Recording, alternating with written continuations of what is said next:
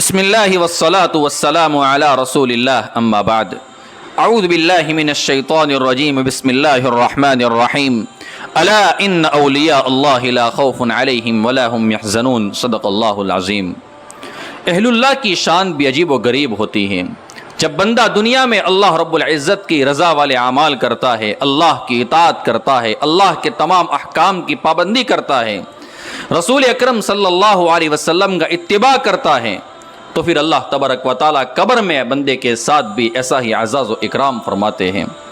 اسی سلسلے میں ایک عجیب و غریب واقعہ ہے۔ حضرت سہیل ابن عمار رحمۃ اللہ علیہ کا بیان ہے کہ میں نے یزید ابن ہارون کی موت کے بعد ان کو خواب میں دیکھا۔ میں نے ان سے پوچھا کہ بتاؤ اللہ رب العزت نے آپ کے ساتھ کیا معاملہ فرمایا؟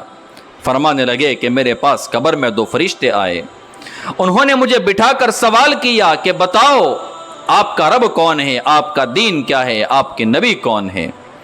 یہ سن کر میں اپنی سفید داڑھی پکڑ کر مٹی جاڑنے لگا اور میں نے کہا میں یزید ابن ہارون ہوں اور یہ سوال مجھ سے کیا جا رہا ہے کہ تیرا رب کون ہے، تیرا دین کیا ہے، تیرے نبی کون ہے، حالانکہ میں نے 80 سال تک لوگوں کو تمہارے ان سوالوں کی تعلیم دی ہے۔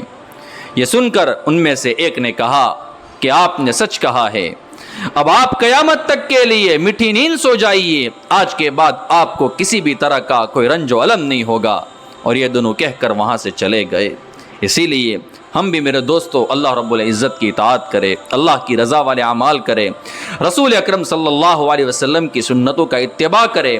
ہمیں اللہ رب العزت کی رحمت سے اس بات کی قوی امید ہے کہ اللہ تبارک و تعالی ہمارا بھی انشاءاللہ بہترین سے بہترین معاملہ قبر میں اور آخرت میں فرمائیں گے۔ اللہ تبارک و تعالی ہمیں حسن خاتمہ عطا فرمائے، آمین یا رب العالمین۔ وآخر دعوانا ان الحمد للہ رب العالمین۔